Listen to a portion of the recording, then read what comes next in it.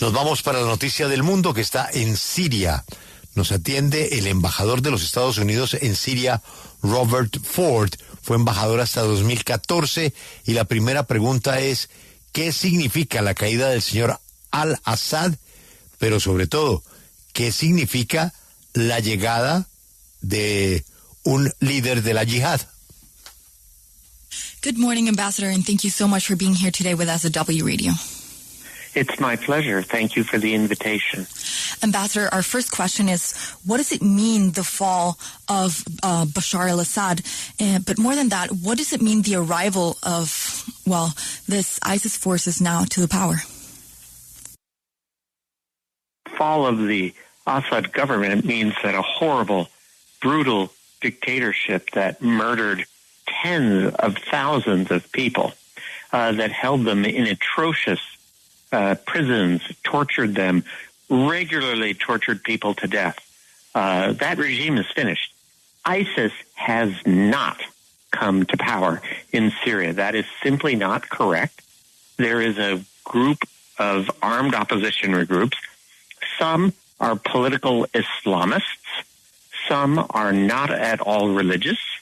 They have taken power in the capital city, and right now Syria is functioning under a sort of a temporary governance by these armed groups, while politicians and armed group leaders try to figure out a plan. La caída de al-Assad significa el final de una dictadura, de un régimen que tenía unas personas en prisiones en condiciones bastante inhumanas, que las torturaba hasta la muerte. Son miles de personas que se veían afectadas por este régimen que ya terminó. ISIS no llegó al poder en Siria. Nos dice que hay un grupo de oposición, algunos de los cuales son grupos islámicos, otros no son religiosos para nada, y que tomaron pues el poder en la capital, y ahora Siria funciona con un gobierno temporal de estos grupos armados mientras definen los grupos políticos y los grupos armados un plan. Precisamente sobre ese plan, sobre el futuro de Siria, embajador Ford, ¿cómo lo ve? ¿Grupos políticos armados uniéndose en una gran coalición o, por el contrario, una guerra interna entre esos grupos para buscar el poder? So regarding the future of Syria, how do you see it? Do you see it as political groups uniting in a big coalition, or on the contrary, an internal war between these groups seeking for power? Both of those possibilities are there. There could be a grand coalition, which includes many different factions, includes representatives from Syria's different communities, Muslim, Christian, Kurdish, Shia. It's possible. And some Syrian politicians are urging this course immediately. It is also possible that the factions will begin to fight each other. But it is important to remember that the Syrians have experienced a long war. Over 500,000 Syrians have died, and I think the vast majority of Syrian people want an end to the bloodshed. Pues nos dice que todas las posibilidades son posibles. Puede formarse esta coalición que incluye todas las facciones que hacen parte de este conflicto, representantes de las comunidades en Siria, tanto cristianas como musulmanes, tanto kurdas. Todo eso es posible, formar una coalición y unir estos grupos. Algunos políticos están alentando esta posibilidad. También es posible que las diferentes facciones se peleen entre sí, pero nos dice que los sirios han experimentado ya mucho tiempo de guerra con miles de muertes, que la mayoría ya están cansados de ese derramamiento de sangre y pues buscan más bien un acuerdo pacífico. ¿Qué países o qué líderes del mundo pueden ayudar a hacer esa transición? Porque se necesita respaldo de otros para que pueda concretarse ese escenario que él nos plantea. Which countries or which world leaders can help make this transition in Syria? The international leader now who has the most influence in Syria after the fall of President Assad The most influential is Turkey's president, Tayyip Erdogan, but also Arab countries, and in particular Saudi Arabia and the United Arab Emirates will have influence, and also European countries and the United States can make positive contributions. Pues nos dice que el líder internacional que tiene una mayor influencia ahora mismo en Siria es el presidente de Turquía. También los países árabes pueden jugar un papel importante, en particular Arabia Saudita, los Emiratos Árabes pueden tener una influencia bastante grande, y también los países europeos y Estados Unidos pueden contribuir positivamente a solucionar toda esta problemática. ¿Cree usted que se va a garantizar la libertad religiosa para grupos como los cristianos o los yazidíes, teniendo en cuenta la naturaleza radical de alguno de estos grupos, de, para empezar, el líder al-Jolani? Do you think that religious freedom can be guaranteed for this minority groups, given taking into consideration the how radicalized the leader Mohammed al-Jolani is? What we have seen with experience with Jolani during the last 4 years is that Christian communities in northern Syria have been allowed to hold regular church services. They have been allowed to rebuild churches with their money. They have begun rebuilding also buildings, administrative buildings for their churches, as well as the churches themselves. They do not have permission to ring church bells. They do not have permission to put crosses on their church. And so there is not equality between Christians and Muslims in the areas that Jolani controlled. But the Christians have said they have freedom to be Christians without persecution. In addition, when Jolani's forces took Aleppo, they did not interfere with the Christian community there. And today in Damascus, Jolani issued an instruction to his fighters not to bother women or to insist that they wear Islamic clothes. It's an interesting statement. Let us see if his fighters obey the instruction. Pues dice que lo que han visto por experiencia ya de Jolani es que en los últimos 4 años a la comunidad cristiana en el norte de Siria se le ha permitido tener su servicio religioso en la iglesia, reconstruir con su dinero las iglesias y los edificios administrativos de estas iglesias, y pues las iglesias mismas, digamos que no tienen permiso, eso sí, para tocar las campanas de las iglesias o para poner cruces, así que no hay igualdad entre los cristianos y los musulmanes, pero en las áreas controladas por Jolani, los cristianos dicen que tienen cierta libertad para practicar su religión sin ningún tipo de persecución. Nos dice que cuando las fuerzas de Jolani tomaron Alepo no interfirieron con la comunidad cristiana, y ahora en Damasco Jolani les pidió a sus, digamos, las personas de su ejército no molestar a las mujeres o no pedirles que usen la ropa islámica. Es un pronunciamiento interesante. Vamos a ver ahora si obedecen estas órdenes que él dio. Embajador, le quiero preguntar desde Washington, el presidente electo Donald Trump tiene una tesis, y es que el abandono de Rusia a Bashar al-Assad llevó a su caída. Dice que Moscú nunca debió protegerlo y que luego perdió interés por la guerra en Ucrania que nunca debió comenzar. ¿Usted cree que esa afirmación tiene razón?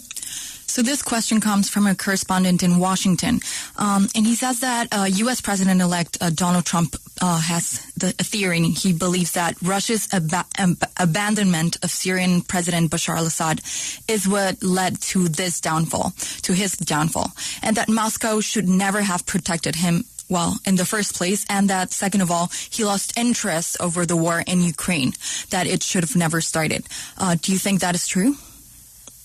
I think that Russia supported this brutal dictator for decades. including the regime of Assad's father. For 50 years, the Assad family ruled Syria with strong Russian support. Now, with Russia preoccupied with Ukraine, it was more difficult for Putin to intervene. But the biggest problem for President Assad was not Russian support. The biggest problem was the Syrian army morale collapsed. Pues nos dice que Rusia apoyó a esta brutal dictadura por décadas, incluyendo el régimen del padre de al-Assad. Ya habían gobernado Siria por más de 50 años y nos dice que el apoyo fuerte de Rusia fue importante para Siria y ahora con este país preocupado por Ucrania fue muy difícil para Putin intervenir. Pero nos dice que el mayor problema para al-Assad fue realmente la moral del ejército sirio que estaba por el piso. Embajador, le pregunto desde Jerusalén, ¿qué importancia tiene para Occidente que Israel haya atacado depósitos de armamento para que no sea tomado por los rebeldes y que Israel en estos momentos esté controlando ciertos sectores del oeste sirio? This question comes from a correspondent in Jerusalem, and he wants to ask how important it is that Israel attacked this the weapon depot in Syria, and now also the fact that they took control over the border with Syria. There is not even yet the liberation from underground prisons of all of the Syrian political prisoners. This is ongoing. People are having to break walls. At the time that is happening, Israel has attacked Syrian territory.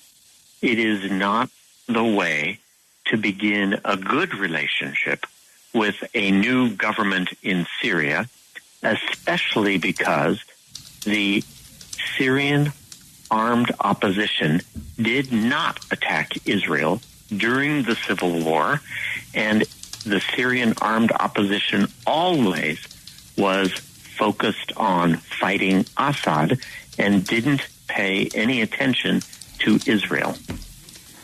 Pues nos dice que ya Israel ha atacado territorio sirio, no es la manera de comenzar una relación con un nuevo gobierno en ese país, sobre todo porque la oposición siria no atacó a Israel durante la guerra civil, siempre se enfocó en pelear contra al-Assad y no prestó atención o pues no incluyó a Israel dentro de sus ataques, así que no le parece conveniente. ¿Cuántas tropas de Estados Unidos hay hoy en Siria y cuál cree que será su rol o su futuro? How many U.S. troops are there in Syria right now, and what do you think it would be their role in their future? There are now about 900 American soldiers in eastern Syria, far from Damascus.